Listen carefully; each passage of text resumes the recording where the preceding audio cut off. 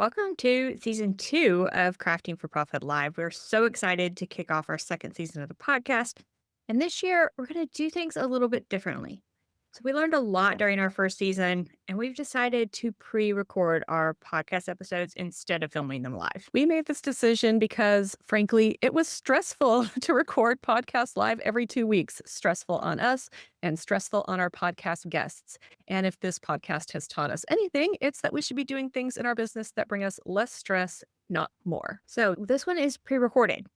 But if you are watching on YouTube, we are going to chat along with you in the comment section. So we will still be available to answer your questions if you join us during that live time on Thursdays on YouTube.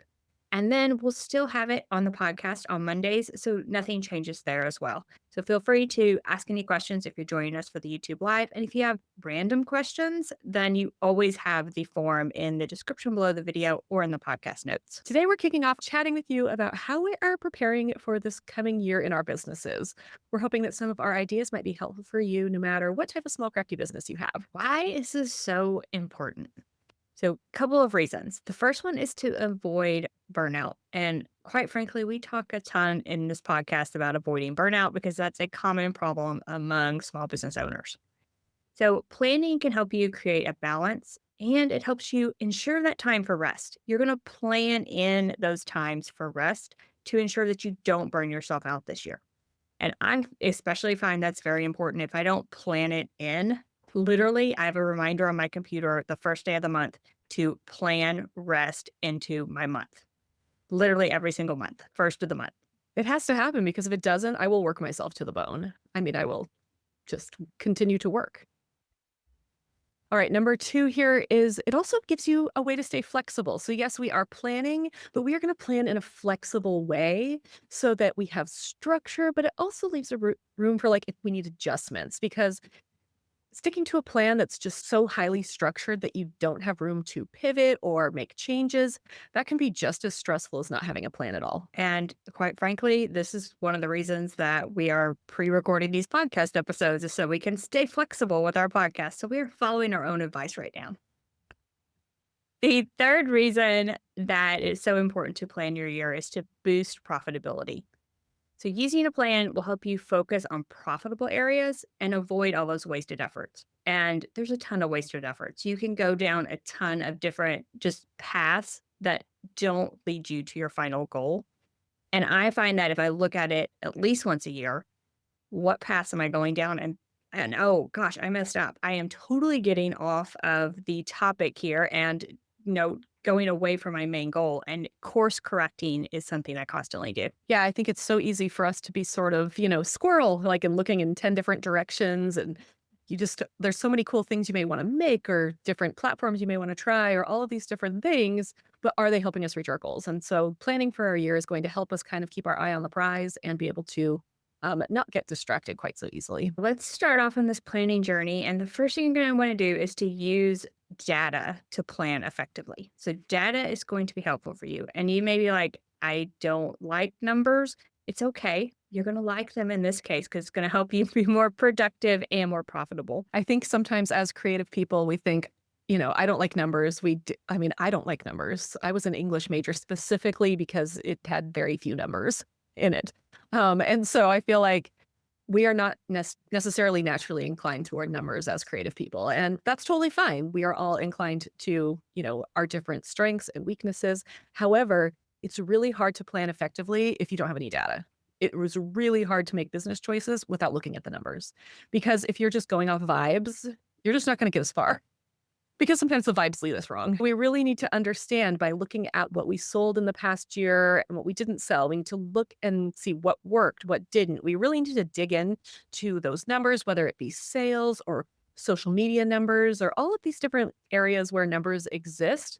Just start to do a little bit of a deep dive into those numbers and be like, is this working for me? So for example, I just don't do a lot of Instagram anymore because it's not working for me. Maybe if I had more time and energy to put in like a full court press effort into Instagram, I could make it work for me, but I don't have that capability in my business right now. And stressing about it and trying to create content for Instagram is bringing me very low return on investment for the time and energy that I put into it. So I feel like using the data of seeing that like Instagram is driving very little of my traffic, very few of my sales means that I can just ignore it more easily than I would be able to ignore it when I have all the voices in my head saying, you need to do social media, you need to do social media. I feel like it's just one of those things. I looked at the numbers and I decided, yeah, I don't need to do that right now. I feel like a great way to go about this is to literally write down everything you do or all of your paths, let's say, and look at each of those. Analyze the data if you have it. And the bottom line question here is it working or not working? Is it growing your business? Is it making you money? If it's a no, then it's going on the no list. And if it's a yes, it's going on the yes list. And what you're going to find is something it's a fancy term, Pareto principle.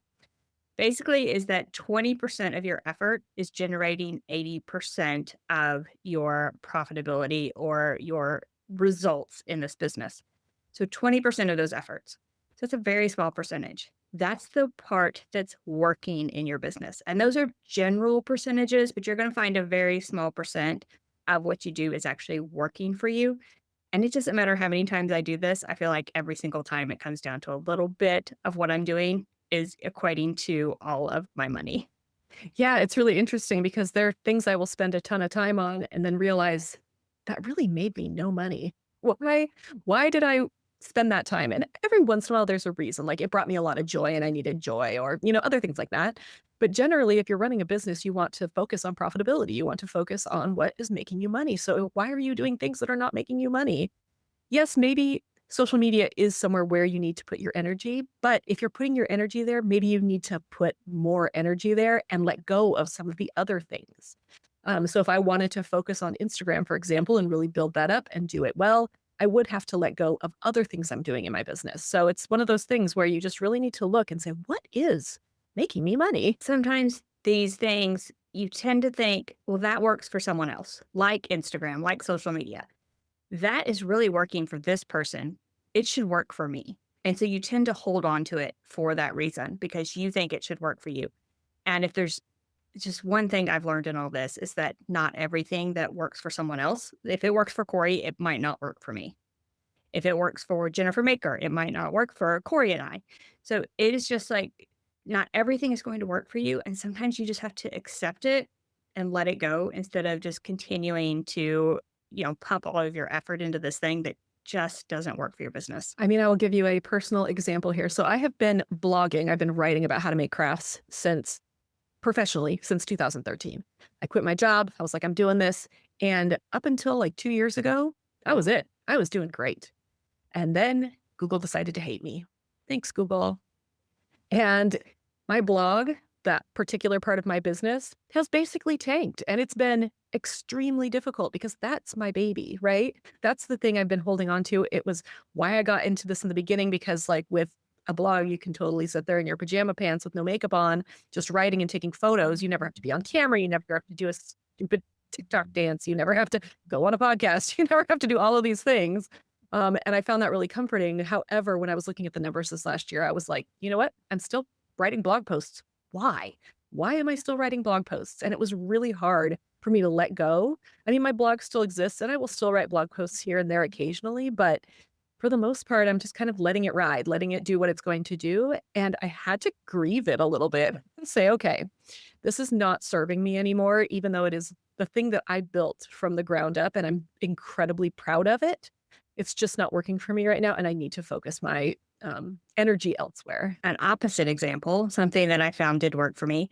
So I jumped into sublimation very early, teaching people how to do sublimation. So for me, my products are my YouTube videos, right? So if a YouTube video is popular, that means it's doing well.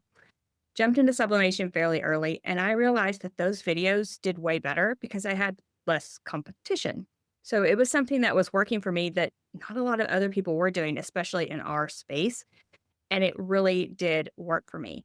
So for me, letting go of some of that other things I was doing. So doing fewer cricket crafts, doing fewer crafts that didn't, involve a machine and inserting more of that sublimation stuff into my business helped my business grow at that point. And so I also feel like on the opposite end, you can find things that are working for you.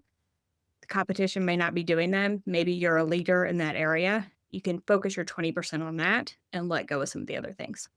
Yeah, I mean, in my crafting business, so in Chapter and Craft, my little shop that I run, I really thought I had some great products, and I was shocked to see what did well and what didn't. I did not think I would be spending most of my time designing stickers, and yet here I am, a sticker person. I sell other things as well, but stickers have done so well in my shop, way more than I thought this would just be like one of my many avenues, but it's turned out that this is like the number one thing that I sell. And I have other products that sell as well, but stickers seem to be the thing that caught on with most people, which makes sense because it's a bookish shop and people can put stickers on their Kindles or their water bottles or, those sorts of things. So it makes sense that stickers are kind of the thing. But it was one of those things where I was like, okay, we're pivoting harder into stickers because these are doing really well and I can keep it all within my niche and it will work really well. And I do want to mention one thing here about putting all your eggs in one basket. So we're filming this on January 14th, and TikTok is scheduled to go away on January 19th of 2025. That means all those people that put all their eggs, literally every egg they have, into the TikTok basket, so their entire business was TikTok based, may lose their entire business on January 19th. So I would caution you, even though we're talking about focusing on less to make more in your business, be cautious about putting all of those eggs in the same basket. Be sure to diversify a little bit and not rely on one thing. So if those TikTok people, like I'm going to use that as an example, if those TikTok people have been encouraging people to sign up for their email list for all of these years that they've been on TikTok, they would still have that email list. That's something they own, and they could pivot to another platform. They could pivot to their own website. They could pivot at this point and still be making money within that business. Yeah, I think it's really important also when it comes to trends. We talked about this in our last episode of 2024, that trends in general, like you can hop on a trend, but then know when to hop off as well. Those sorts of things that you want to make sure that you're not throwing all your eggs into a trendy basket necessarily. I think people tend to do that. So it's, again, just finding more places for all of those eggs. I mean, this podcast is one of our baskets that we both have.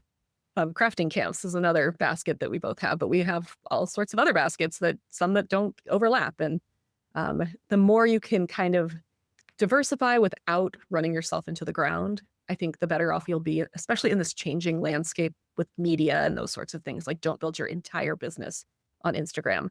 Make sure you're trying to build that email list or have a Facebook group or just some other way to contact your people. Because if tomorrow Instagram goes away, you want to be able to make sure that you can continue to run your business. Right. So now you have that data and you have those list of things that are working for you. It is time to set some goals for 2025. So, what are we looking for here? We're looking for clear goals, and you want them to provide focus and direction throughout the year, not just at the beginning. So, you want to make these goals like long term goals. Maybe you shorten some of it, but you do want to make sure that it's going to be long term and you can kind of focus on it throughout the year. And there are lots of types of goals we can set as business owners. Of course, we can set revenue goals. I wouldn't necessarily make that your only goal, though, because this is going to be a difficult year, I think. There is a lot that could be changing just within the United States, I feel, in this particular upcoming year here in 2025. And I don't know what the economy is going to do. There are just so many different things that could happen in this next year. And I think if we only set one big revenue goal and then we don't meet it, we feel like we've failed. So in addition to having revenue goals, which you can break out into smaller goals, as we'll talk about, you could also have product goals. You want to launch this many new designs. You want to expand certain product lines. You want to test different materials or colors or, all of these different things. You can make those into goals that are much more achievable and can move your business forward. So, you're making new products, you're testing new products, all of these things. Those can be goals as well that can be a little bit more realistic necessarily than maybe having revenue goals. There can also be marketing goals, growing your email list, growing your social media, those sorts of things.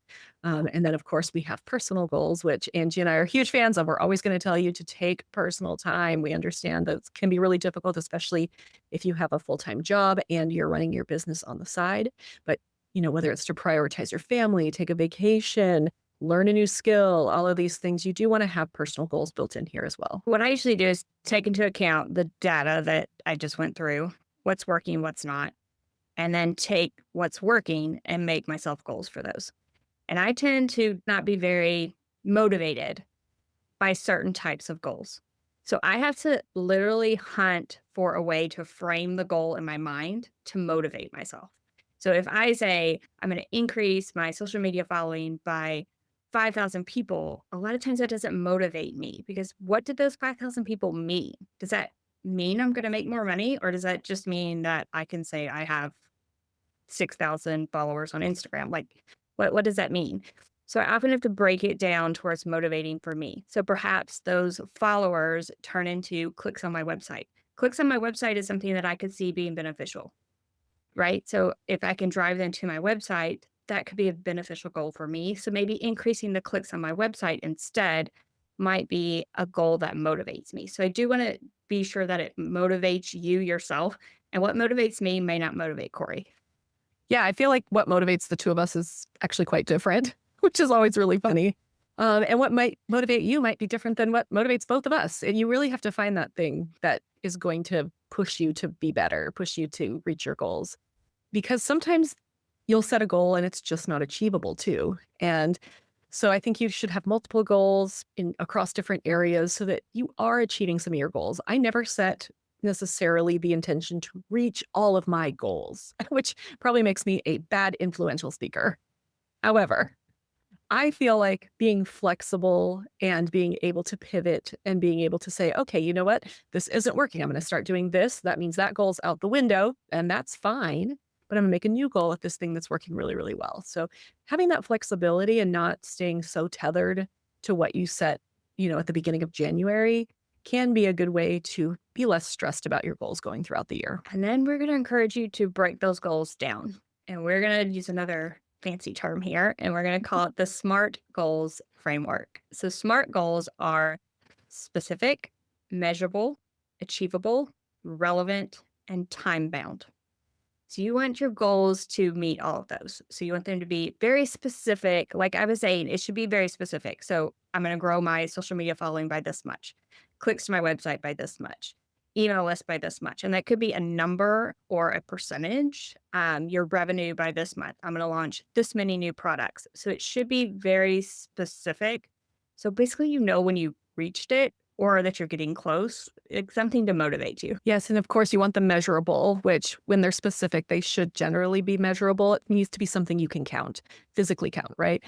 So if you are like, I want to increase my, let's just say I want to increase my social media following by 5,000 people. 5,000 people is measurable. You can actually measure it. But if you're just like, I want to increase my social media following, you can't measure that really. I mean, you can measure it from 1 to a million, right? Like all of that is growth, but you really want like a number to make it measurable. And then you want them to be achievable. So we are not talking about, I am not going to gain 1 million followers in a year. It's not going to happen. So you do want to be able to achieve these goals. And why is that? You want to be able to celebrate when you are reaching these milestones. If you end the year and haven't reached not even one of your goals, you are going to be very discouraged by this business. So these goals are to grow your business, yes, but they're also to motivate you. And there's nothing that is less motivating than feeling like you've failed. Feeling like a failure can be the detriment to everything I do. So do make sure that the goals are achievable. I feel like you should need to reach a little bit and, at least work for the goals a little bit. Like if I was to say I'm going to grow my Instagram by 2 people, might not be a goal. But if I was to say that I'm going to grow it by 500 people, for me, that might be an achievable goal. That is a little bit of a reach. So be sure to think of it that you need to reach a little bit, but they should be achievable. You can also want your goals to be relevant to your business. So if I added that I wanted to get 5 guinea pigs, that's great. It's specific, it's measurable, it's achievable. It's not relevant to my business. It just has nothing to do with guinea pigs. So that's kind of an extreme example, but you do want your goals to be relevant to, what you want to achieve over the year, as well as think about that Pareto principle again. Goals within that 20% are going to do so much better than goals in the 80%. So take a look at those 20% of things that you do that are bringing in 80% of your money and try and stick your goals in there and they will be really relevant to your business. And then finally, the T in SMART is time bound. So you do want to put a time measurement on these. And they don't always have to be like by the end of the year, I want to. I tend to do things like first quarter, I would like to do this goal. Second quarter would be this one. And that way I'm not overwhelmed in first quarter. I tend to list all my goals and then just sort of race and sprint for the finish line in first quarter. But if you say first quarter, I'm going to work on this one, second quarter, this one, if you map those out, they're time bound. However, you're sort of piecing them out throughout the year as well. Yeah, you can do different goals throughout the year. You can break down a bigger goal into smaller, sub goals. So you're like, okay, each month I want to get 100 new Instagram followers is a lot easier than saying I want to get 1,200 Instagram followers in a year. Because if you don't get any in the beginning because you weren't really paying attention to that year end goal, and then you get to November and you're like, well, crap, I still need 1,198 people to meet this goal. That becomes a much more difficult goal to reach. And that brings us to our next point about staying adaptable and flexible for all those unforeseen challenges, new trends, and don't abandon your goals just because there's a new trend. Like the goal is relevant because you've set it, right? You've looked at the data, you've decided on these goals. They are relevant to you. So don't just abandon them because some new trend comes along or TikTok's going away. If your goal had to do with TikTok, perhaps you adapt that. What did the goal with TikTok, what did that have to do with your business? And can you adapt that to another social media at this point? So maybe you adapt it to Instagram Reels and adapt the goal, but the goal is still there, I guess. So that would be an example of being flexible, even though unforeseen circumstances, a social media platform goes away. Yeah, I feel like the name of the game is pivoting. I feel like we pivot a lot, whether it's just a slight pivot or if it's a big pivot. We've both been doing this a very long time. And did we ever think we'd be doing a podcast? No. Did we ever think we'd be running crafting camps? No. These are all things that at some point we got an idea about and, we pivoted into them without necessarily saying we're not going to do the other stuff now. Like I said, it took me several years to say, okay, my blog's not working for me. I need to set it aside or whatever else you're doing. So I think it's one of those things where you need to be adaptable, but also keep that goal in mind. Like we're running a business, right? We need to reach our goals. So, funny story. At some point many years ago, someone mentioned podcasting to me, and I literally said, there's no way you can make a podcast about crafting. Literally said that. So never say never. Never say never, because if you'd asked me even like a year ago, well, no, I guess we've been doing this a year now. So it would have been over a year ago. Do you want to do a podcast? I'd be like, I'm never doing a podcast. I can't talk for an hour about stuff.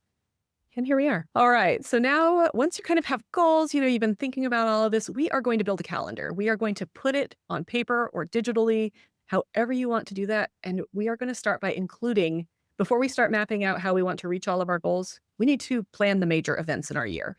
This is something I'm apparently terrible at because things happen and all of a sudden I'm like, oh, I'm going here for a week and I totally don't have any content planned for while I'm gone.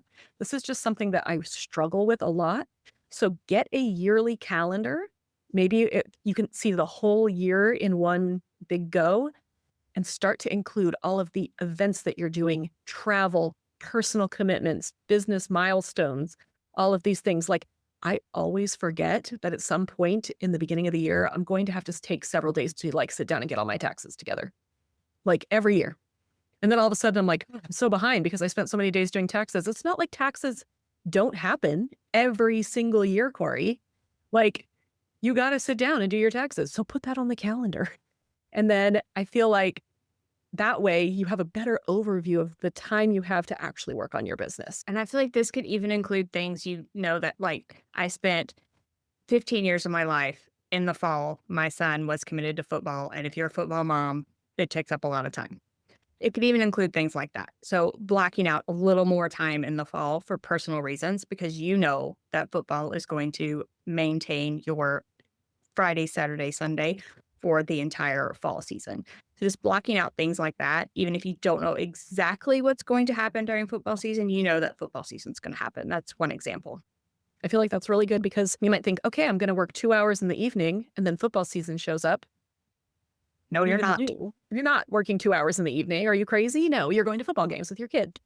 So those are just things you need to get those on the calendar first because you can't plan around everything else. You want those things to be important first. And I feel like the tool you use does not matter, and everyone's different. You could use Google Calendar. You can use a physical planner. You can have a huge wall calendar where you can see the entire year at a time. There's project management apps. There are tons of different tools, and the tool doesn't matter necessarily. It's like whatever works for you. And if a free one works for you, then that's great. Google Calendar is a great option, I feel like. Yeah, I use Google Calendar, although I really think I do wanna get a full year calendar so I can, like, just at a glance see what's coming up because I'm going to Puerto Rico in 2 weeks, and in my mind, it's still, like, 4 months away. No, I'm leaving on vacation very soon, and I need to get my act together. I So, always feel like one of those calendars on the wall. I totally need one, just like the full year on the wall. I just need a space in my like somewhere, craft room, studio, something with a whole wall of calendars. one of those giant ones, right, where I need one of those because we do a lot over here. So for like our team, if we were making a calendar for our team for planning goals, which we sat down a little bit and we need to sit down some more and make more goals for this year.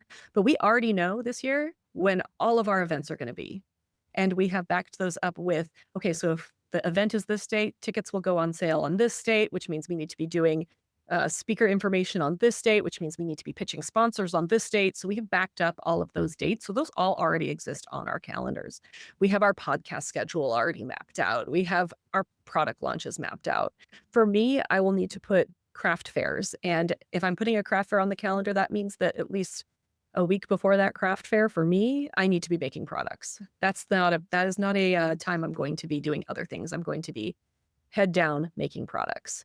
Depending on what kind of business you're running and what you need to do, this is when to put them all on the calendar. It even could be, I mean, product launches, yes, but it could even be leading up to that product launch. Like, when do you want to start? Do you want to start teasing it? You could start putting those types of things on your calendar because I am the queen of forgetting the product launch steps.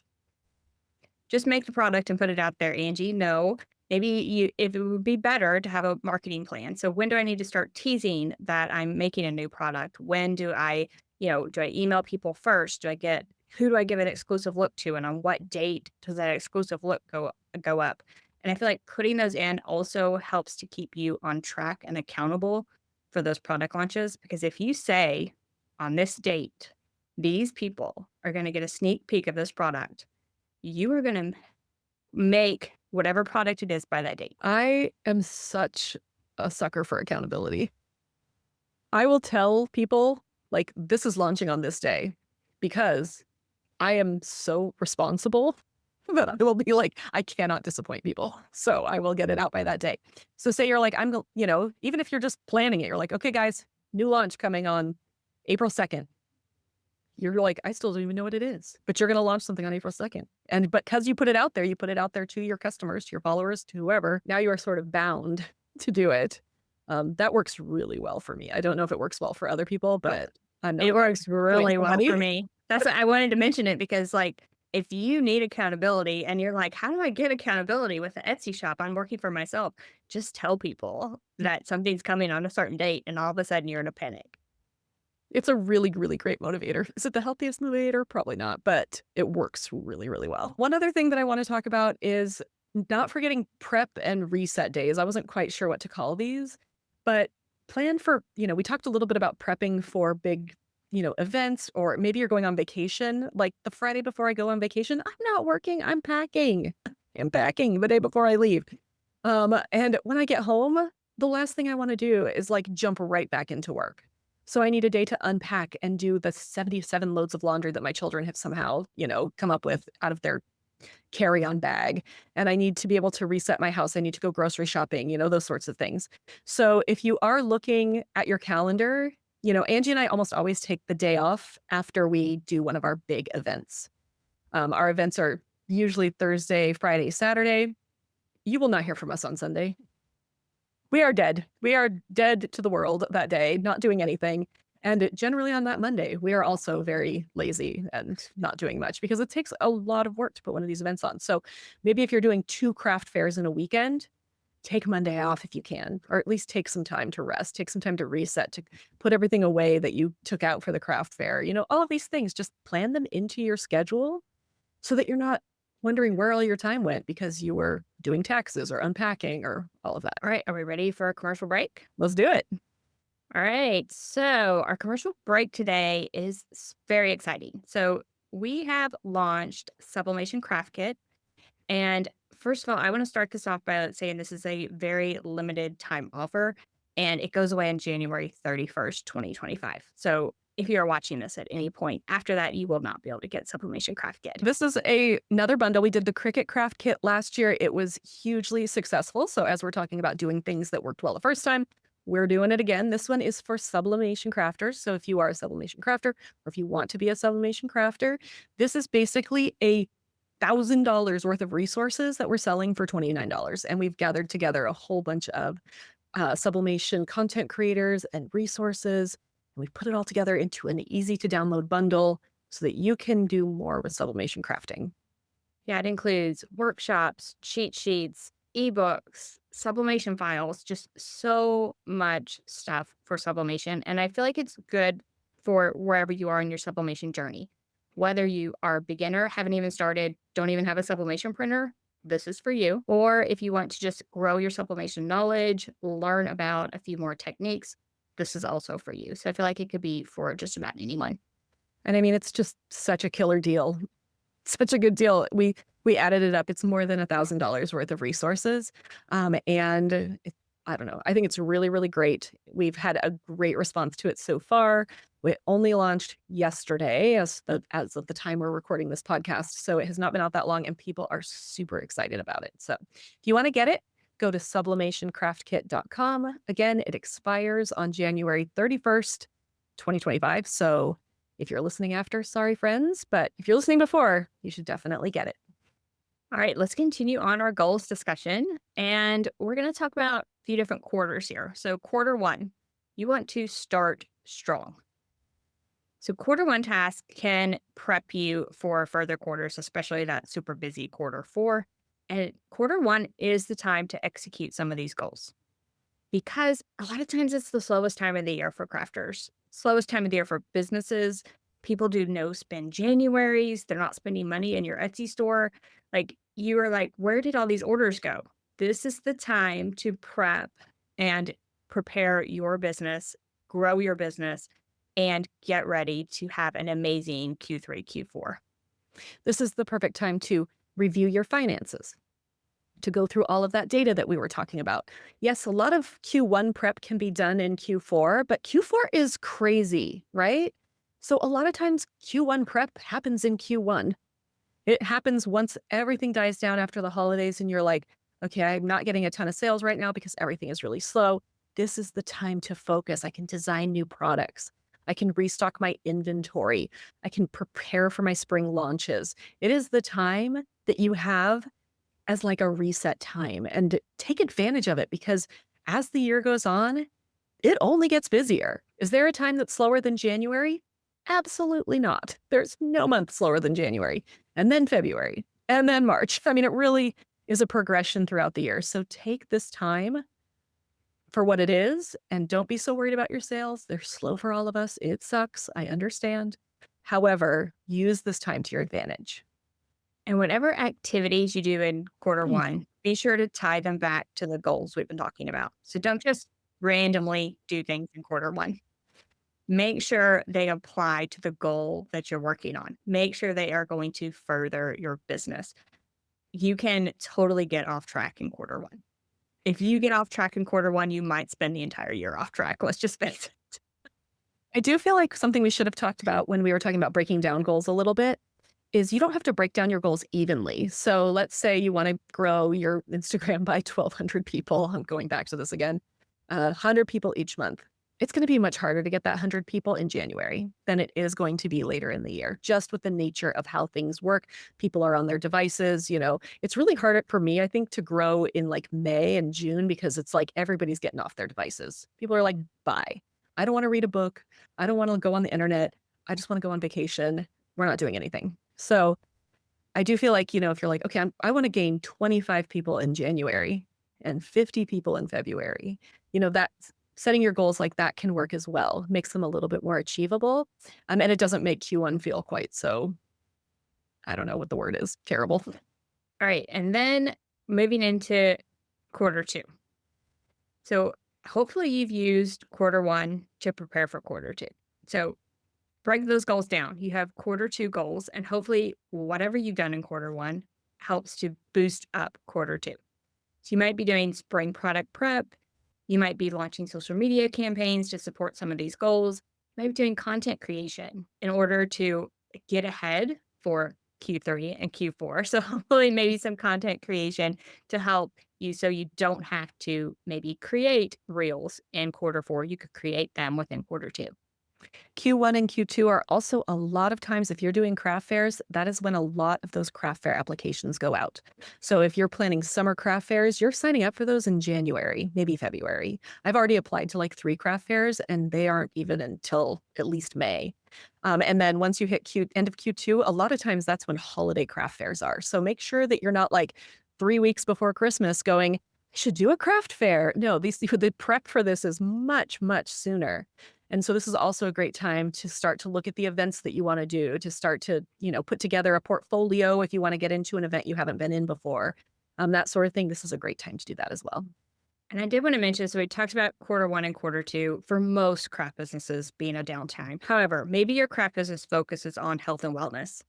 And January and February are your like months where everyone wants your products. You can adjust what we just said for whatever your business is. So if quarter three is your down quarter or quarter four is your down quarter, adjust what we've said. Just use the overall idea of quarters in your mind. When are you busy? When are you not busy? So you can sort of load up your goals into those non busy times so that during the busy times you make more money. I think that's such a good piece of advice because maybe you sell flip flops and December is really bad for flip flops, but you make a lot of money during the summer months. So maybe your slow time is the fall or winter, those sorts of things. It's just really easy to adjust. But I feel like pretty much every business has a low time. I can't imagine there's a business that does the same exact amount of business year round. And so take that low time, take advantage of it. Don't work yourself to the bone, but take advantage of the fact that you have extra time to put into building your business in a way that you don't when you're just swamped with orders. And I often take this as sort of a floating schedule because as YouTubers, our schedules are often weird. Quarter four is usually busy, but quarter one might get busy with product launches. We have no foresight of that. So there does need to be some flexibility in this. So something comes up, you have no foresight. You get a huge order of flip flops in November, and it's supposed to be your low time. Then you do have to be flexible within your goals. So maybe you shift what you were going to do during this month to next month when you don't have that huge order. All right. So staying on track, which might be the hardest part about all of this, is not just sitting down in January, getting everything planned out, and then ignoring it for the next 11 months, because that's really easy for me to do. So you need check-ins. You have got to revisit your goals. You have to do it monthly or quarterly. There might be even some goals that you're checking in weekly. So, okay, I want to get 25 followers in January. How am I doing this first week? What can I do in the second week to make up the distance, that I didn't get any the first week? Okay, what can I do? Those sorts of things you may want to revisit depending on what your goals are. And if you don't revisit, you will not meet your goals. I can almost guarantee it, because without having them basically in front of your face all the time, you're just going to forget them and you're just not going to meet them. And be sure to check in on what's working, what's not working. So if your goal is to grow your Instagram and January and February, you are not meeting that goal, maybe change up your strategy on Instagram. Do posts instead of reels, do more stories instead, and see if that helps move the needle in a different direction. If you just keep repeating the same things over and over again, you're going to repeat the same results, most likely. Be sure to change things up once you do those check ins if it's just not working for you. And don't be afraid to take a class or do a tutorial or all of these things. Like, I didn't get good at photography overnight. I cried a lot. I cried a lot until I finally took a class. After taking like 3 classes, and somebody finally explained a camera in a way that I understood, like how everything worked. And from then on, I was able to improve my skills massively. So maybe you take how to take better Instagram photos or how to make funny reels or whatever it is, product photos. Maybe it's time also to invest in yourself, in your business, by taking a class. And be sure to celebrate small wins as well as big ones. I did want to say that here. So if my goal was to improve my YouTube videos or improve my photography, it's probably not going to get to all the way where I want it within one step. be sure to celebrate those small wins. My audio is a little bit better this week than it was last because my goal is to improve my video quality. Let's celebrate that. If you don't celebrate the small wins, you often feel like a failure as well, just because you didn't reach all the way to that goal within one step. It's going to be baby steps to get there, and be sure to celebrate the small wins along the way. Yeah, I think it's the saying that, like, don't compare your middle to somebody else's end, right? I mean, Angie and I talk about this all the time. We are constantly trying not to compare ourselves to other people. I think as women, we are just conditioned to do it.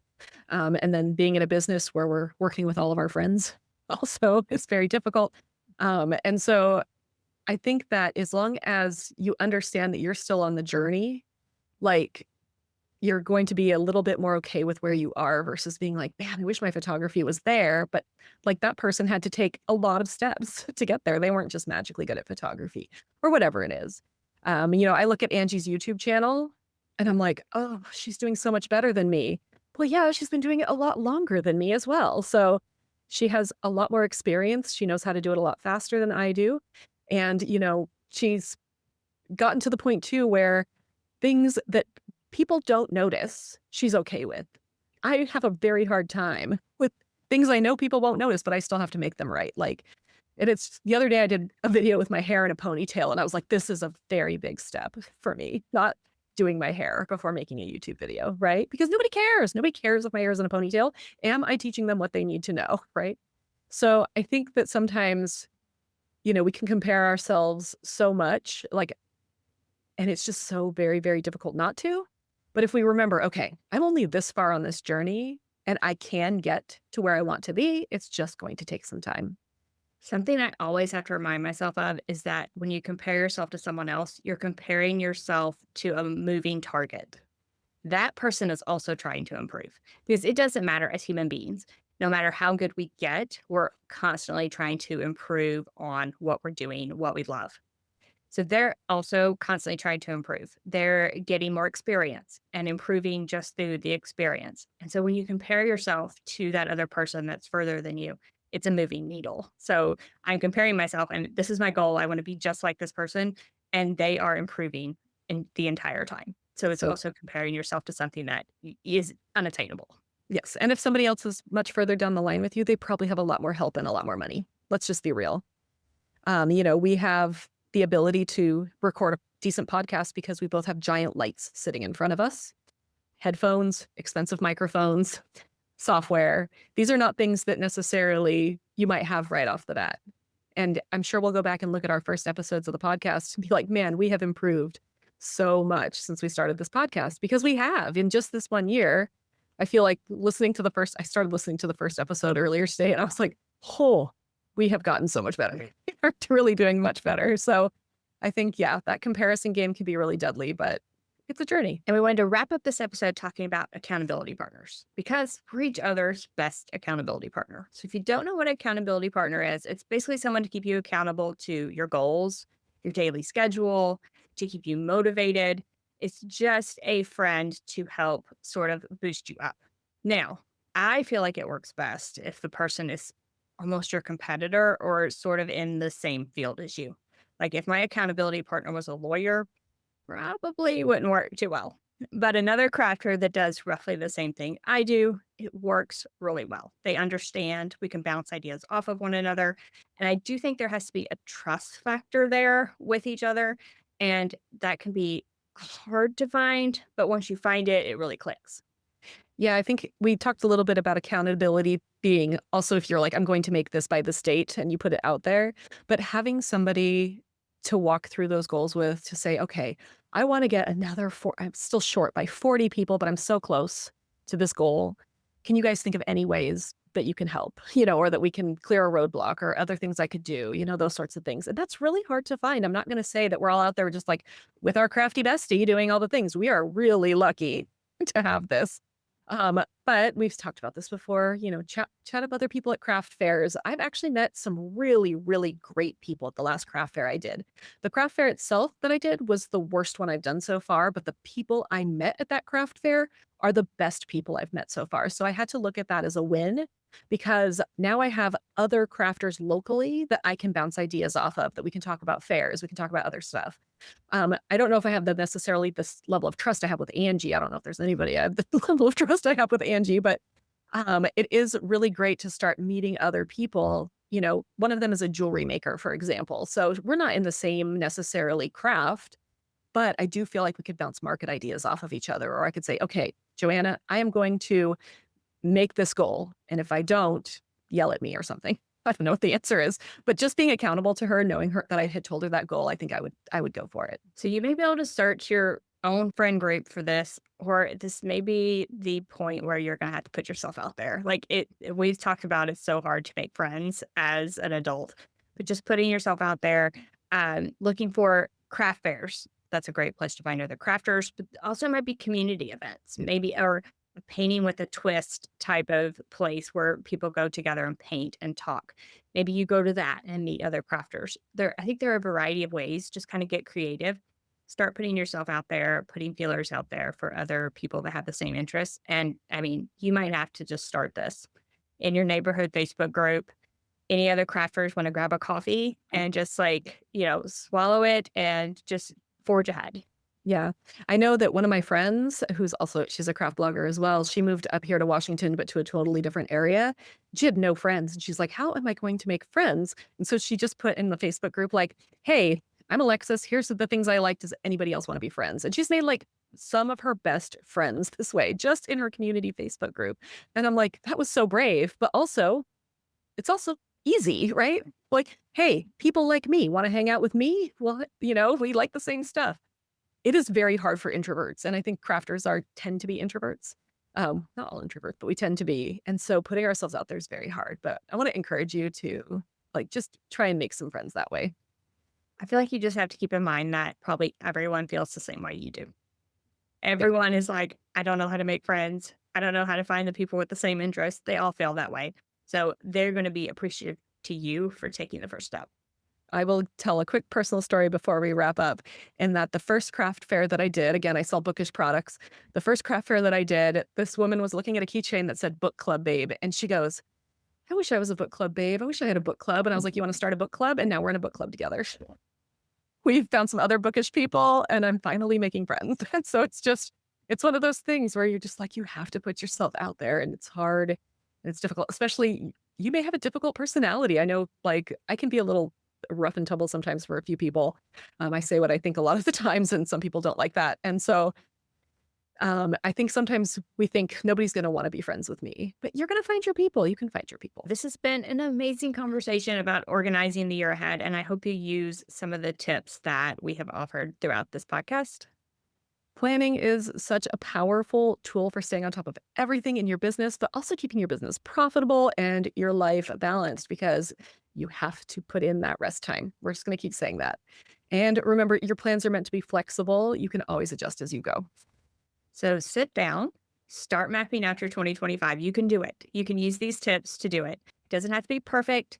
Get those big picture ideas down first, then break them down into smaller goals.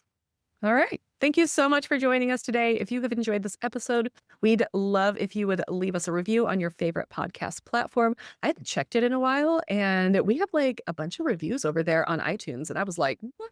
Thank you so much, everyone." It made me so happy to read all of those this morning. All of these reviews help us reach more crafty entrepreneurs just like you. And we want to hear from you. So we now have crafting camps, social on Instagram as well as Facebook. And we'd love to hear from you on those social channels. What are your big goals for 2025? Share them with us.